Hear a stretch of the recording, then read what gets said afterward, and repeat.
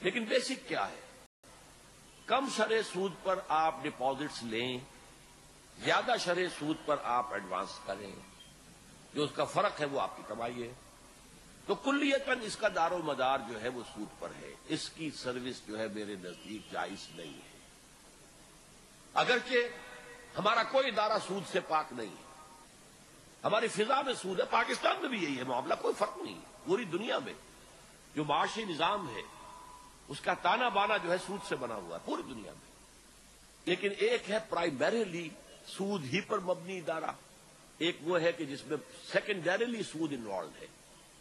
کوئی کارخانہ ہے، اس کارخانے والے نے اوور ڈرافٹ لے رکھا ہے، آپ وہاں پر سروس کر رہے ہیں، کوئی محنت کر رہے ہیں، کوئی مزدوری کر رہے ہیں، تو ویسے تو آپ کہہ سکتے ہیں کہ وہ بھی انوالوڈ ہے اسی میں، تنخواہ تو وہیں سے مل رہی ہے، اسے اجرت وہیں سے مل رہی ہے. لیکن نہیں، یہ ثانوی درجے میں ہو جائے گا. تو اس اعتبار سے کوشش کی جائے کہ کم سے کم جہاں گہرائی ہو سود کی وہاں جایا جائے، مائگریٹ کیا جائے زیادہ گہرائی والے سود سے کم گہرائی والے سود کی طرف. بالکل پاک کوئی انسان نہیں ہو سکتا آج کے معاشرے میں جب تک کہ انقلاب آئے اور پورا کا پورا نظام نہ بدلے، تو صرف سود کو نکالنا ممکن نہیں. ایک اسٹوڈنٹ ہیں، آپ سے مشورہ چاہتے ہیں. I want to take admission for LLB. Is the legal profession as an advocate حلال؟ ایڈوکیٹ کا پروفیشن فی نفسہ ہی حرام نہیں ہے، اگر اس میں آپ جھوٹ نہ بلوائیں، جھوٹی اوتھ نہ دلوائیں، تو یہ حرام وہ شے ہے. فی نفسہ ہی تو یہ ہے کہ وکیل جو ہے وکالت، وہ تو کاروبار میں بھی کسی کا وکیل ہو سکتا ہے کوئی، اور اسی طریقے سے کسی کے مقدمے کو پیش کرنے کے لیے قانون سے آپ واقف نہیں ہیں، قانون آپ کو کیا کیا رعایتیں دیتا ہے اس کو جو جانتے ہیں وہ اسے استعمال کریں، آپ انہیں فیس دیں، ٹھیک ہے. لیکن یہ کہ اس پیشے کے اندر سمجھا یہ جاتا ہے کہ جھوٹ بولے اور بلوائے بغیر اس کا کام چل ہی نہیں سکتا، تو یہ بات دوسری ہے بالکل اگر ایسا ہے.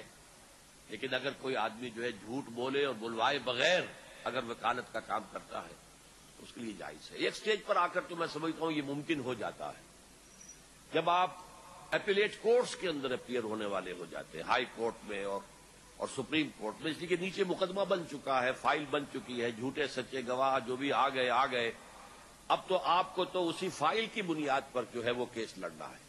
لیکن ظاہر بات ہے کہ اس مقام تک پہنچنے کے لیے جن سیڑھیوں کو طے کرنا پڑتا ہے اس کے اندر عام طور پر یہی کہا جاتا ہے کہ جھوٹ کے بغیر گزارا نہیں. ڈاکٹر خان واصف علی ہیں، پوسٹ گریجویٹ. وہ کہہ رہے ہیں کہ what is the economic structure of an Islamic state in present day, which political and economic system can be considered nearer to the Islamic point of view? یہ سوال تو بہت طوالت طلب ہے. اصولاً میں یہ کہہ سکتا ہوں آپ سے کہ اسلام کے دو معاشی نظام ہیں، ایک نہیں ہے. ایک ایمان کے لیول پر، روحانی لیول پر، ایک لیگل لیول پر، اسلام کے لیول پر. روحانی سطح پر جو نظام ہے معاشی وہ کیا ہے؟ کوئی انسان کسی چیز کا مالک نہیں ہے، no ownership what's so ever.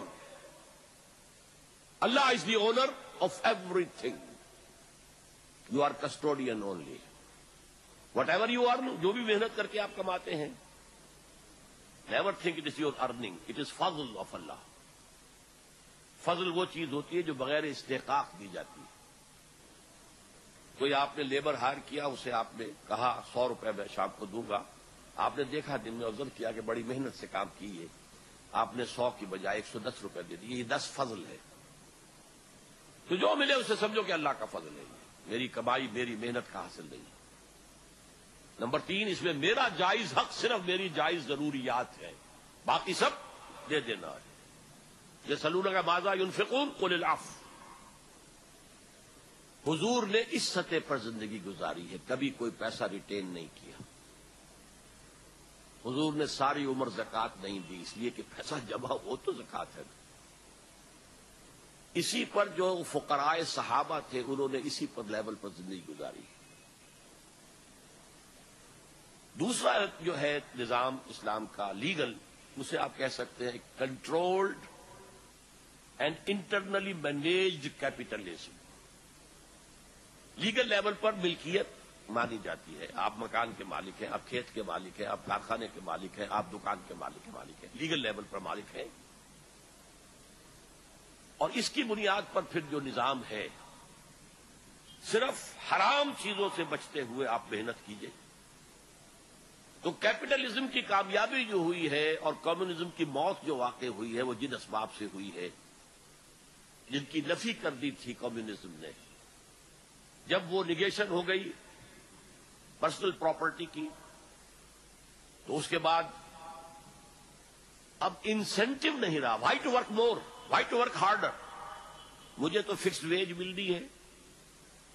جس کا کی اپنی دکان ہے, اپنا کارخانہ, وہ زیادہ محنت کرے گا, میں زیادہ پروڈیوس کروں گا, بہتر سے بہتر چیز, کمپٹیشن ہوگی, بہتر سے بہتر چیز میں لاؤں گا مارکیٹ میں, تو میں کماؤں گا. تو اس میں جو ارج ہے اس کی اونرشپ کی انسینٹو کی بنیاد پر, تو وہ زیادہ کام کرے گا, زیادہ محنت کرے گا, زیادہ اگائے گا. یہی وجہ ہے کہ زیادہ رقبہ جو تھا, ویٹ گروئنگ ایریا روس کا زیادہ تھا, امریکہ کے مقابلے میں بہت زیادہ. امریکہ کے پاس بہت تھوڑا, لیکن امریکہ ویٹ ایکسپورٹ کرتا تھا اور روس اس کو امپورٹ کرتا تھا. اس لیے کہ کیوں کرے زیادہ محنت کسان, اسے تو معلوم ہے فکسڈ ویج ملنی ہے, مجھے محنت زیادہ کیوں کروں. تو یہ جو انسینٹو ٹو ورک ہے, ٹو ورک ہارڈر, اور کمپٹیشن ہے جس سے کہ بہتر سے بہتر چیز میدان میں لائی جائے, سستی سے سستی چیز لائی جائے. وہ اتنے روپے میں دے رہا, میں اسے کم میں دوں گا تو میری چیز زیادہ بکے گی. تو یہ جو کیپٹلزم کی خصوصیات ہے یہ اسلام میں ساری موجود ہے. ہاں, حرام, سود حرام, سرمایہ کاری بہت اچھی بات, سرمایہ داری بہت برا ایول. صرف پیسہ پیسے کو کمائے, اس کی بہت ایکسٹریم صورتیں جائز ہیں صرف, ورنہ وہ حرام ہے. اور جوا حرام, انسان کے سفلی جذبات کو بھڑکا کر کوئی کمائی کرنا حرام, منشیات کے ذریعے سے کمائی کرنا حرام. ان دائروں کے اندر رہ کر آپ کام کریں, انسینٹو بھی ہو. پھر آپ سے ایک حد سے آگے آپ نکل جائیں گے تو زکوٰۃ تو لے لی جائے گی, کیونکہ اس جو ہے کمپٹیشن, فری کمپٹیشن میں کچھ لوگ پیچھے رہ جائیں گے, کچھ لوگ آگے جائیں گے, لازماً یہ ہوگا. تو جو پیچھے رہ گئے ہیں ان کے لیے فیڈ بیک آئے ان کی طرف سے جو آگے نکل گئے ہیں, تاکہ یہ انٹرنل مینجمنٹ کہلاتا ہے کیپٹلزم کا, کہ چونکہ اس دور کے اندر کچھ لوگ پیچھے رہ جاتے ہیں تو کوئی ویلفیئر الاؤنس دیا جائے, کوئی وہ ان امپلائمنٹ الاؤنس دیا جائے. اور ویلفیئر جو ہے اس وقت اسکینڈینیوین کنٹریز کا سب سے دنیا کے اندر ٹاپ لیول پر ہے.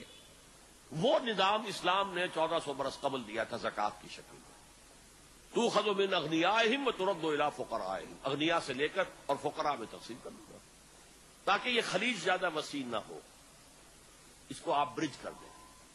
تو اس اعتبار سے کنٹرولڈ, یعنی سرمایہ کو آپ نے چین پہنا دی ہے. یہ جن ہے, جس طرح حضرت سلیمان علیہ السلام کے جن جو ہیں جب کام کرتے تھے اس وقت بھی وہ جکڑے ہوئے ہوتے تھے وہ زنجیروں کے اندر, مقررین فی الاصفاد.